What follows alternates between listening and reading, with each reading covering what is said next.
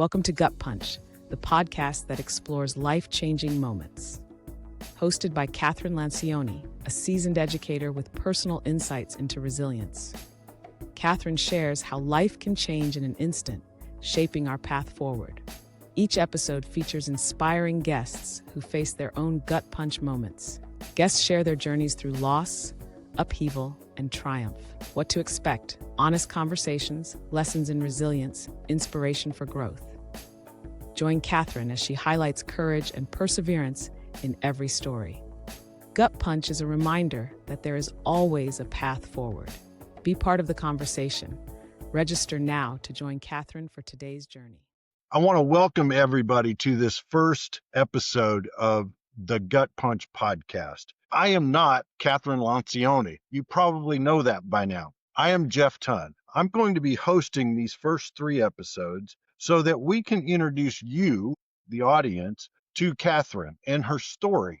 Her story is very compelling, and it really sets the stage for what is gut punch. I was selected because I too have had gut punches in my life, and maybe one day I'll be a guest on the show and we'll reverse roles. But for now, I'd like to introduce you to Kathryn, who will be the host of Gut Punch. So Kathryn, welcome to the show. Hey, Jeff. Thanks for taking the time for hosting our first bunch of episodes here. Eager to chat and share the story and hopefully laugh along the way a little bit. Absolutely. I think that's a good way to approach gut punches. You have to laugh, you have to cry, you have to show those emotions as they come in.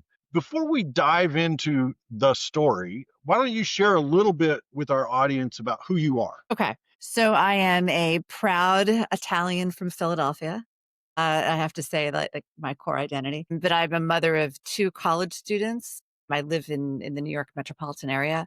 I'm a college professor, communications coach, personal branding specialist, and avid runner and tennis player. And I've been working in the communications field for nearly 3 decades at this point. Excellent. Well, you had a gut punch earlier this year, or sorry, I'll say that again, John. You had a gut punch about this same time last year. Yeah, it's pretty much calendar year wise. The 1-year anniversary of it, which I called the death anniversary, was actually the 23rd. So it was a week ago. Well, Kathryn, thank you for introducing yourself to your audience. I think it's important that they know who you are. You yourself had a gut punch in March of 2024. I want to talk a little bit about life before the event. Kind of take us up to what happened, and then we'll dive into what happened. Okay. So prior to March of 2024, I was the healthiest person anybody knew. Avid runner, avid tennis player, went to the doctor for my annual checkup, got all my shots, flu shot, COVID booster, you name it. Being a woman, went for the annual test that women have to have done. Never questioned anything any medical professional ever told me to do, because I do believe in modern medicine. The doctor at one point said, "You're so healthy." He's like, "You should sell tickets and have people just come and chat with you." He goes, because he's like, "I wish everybody were like this." Ate healthy, didn't drink a lot. And yes, I still managed to have a lot of fun, but really tried to balance everything in life. Exercised every day, worked, got out of the house, have a big social circle of friends, have a husband, have a great family. So my life checked all the boxes that one, hopes to check. And I was very, very happy with where things were, both professionally and personally. So what happened was unpredictable, of course. Yeah. But it sort of starts off as a classic story. I was on vacation, I started feeling a tickle in my throat, and that tickle, I thought it was a head cold, and then it turned out to be a bad cough, and it actually turned out to be bronchitis. And I was on a 2-week trip with my daughter for her high school graduation. And it was a trip that we had meant to do during COVID, but couldn't because of COVID. So we postponed it until then. And we were on day 7 of our 11-day trip. And my daughter said to me, "Mom, you're coughing a lot. Do you want to go home?" And I was like, no, I'll be fine. This is manageable. So finished up the trip, came home, went to urgent care where I live. It was late on a Tuesday afternoon, and was tested for what I thought was, and it turned out to be bronchitis. And the doctor also swabbed me for strep, sort of standard protocol, and gave me medicine, and I went away. I went home, I should say, and started to feel better, took the meds, and 48 hours later, I was not okay. And I was having problems breathing. So I called my sister, who's a doctor, and said to her, what do I do? What kind of med should I go on? And she said to me, I think you should, this is about at 10 o'clock on a Thursday night. You should go to the ER. And I said, I'm not that sick. I just am having problems breathing. I was coughing a lot. And so she said to me, well, look, she's like, I get it. No one wants to go to the ER in the middle of the night by themselves. So because at this point, my husband and daughter were away because my daughter was going through the college selection process and had gone with her dad to check out some schools.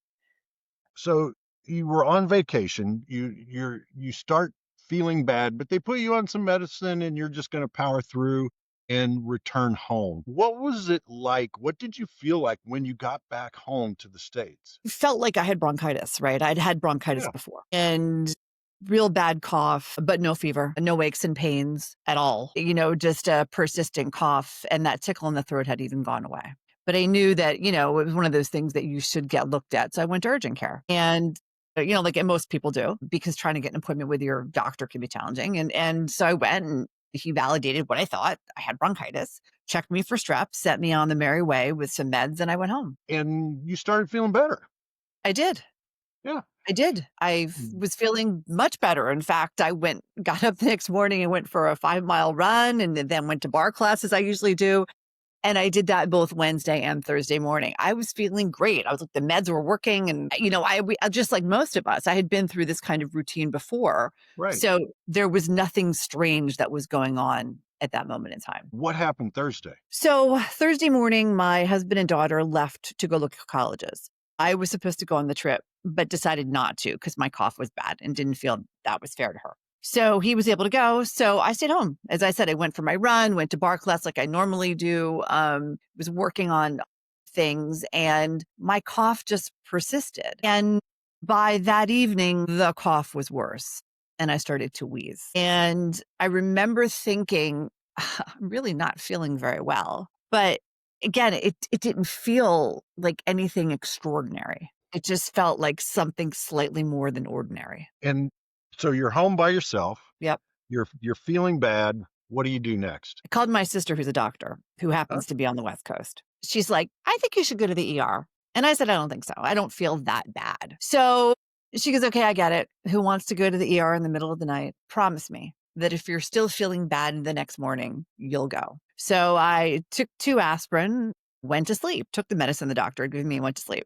And this is where the story gets a little hazy. Apparently, according to a text message that I sent my mom and my neighbor, I was in an Uber at 7:15 the next morning going to the hospital. So whatever I experienced on that Thursday night was bad enough that it prompted me to go to the hospital on Friday morning. And you don't remember being Not in the really. I Uber? remember sitting in the back of I had a mask on because I was coughing. And I Okay. remember sitting in the back of the Uber trying to muffle my cough because at this point the cough was very, very bad. Yeah. I remember pulling up to the hospital and getting out of the Uber and walking into the ER and giving them my husband's information and my sister's information. And that's the last thing I remember. But it's a very hazy memory, and it's something that's Yeah. kind of come back over time. So talk us through what you know now about what happened when you got to the hospital, Right.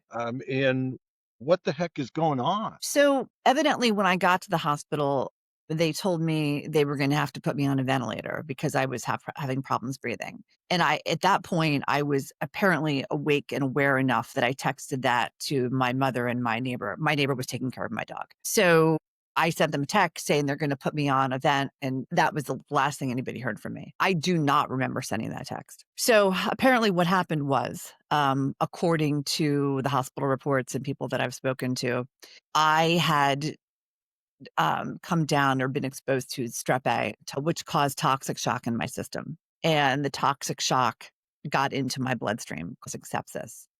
And when I got to the hospital, my heart was at 10%, which means basically normally if your heart is at 10%, you need a heart transplant. Yeah. And I was quickly falling into multi-symptom organ failure. So they called my husband, who was in Canada with my daughter, and said, your wife is here. She is the sickest person in this hospital. And this is a 350-bed facility. But we are not going to let her die.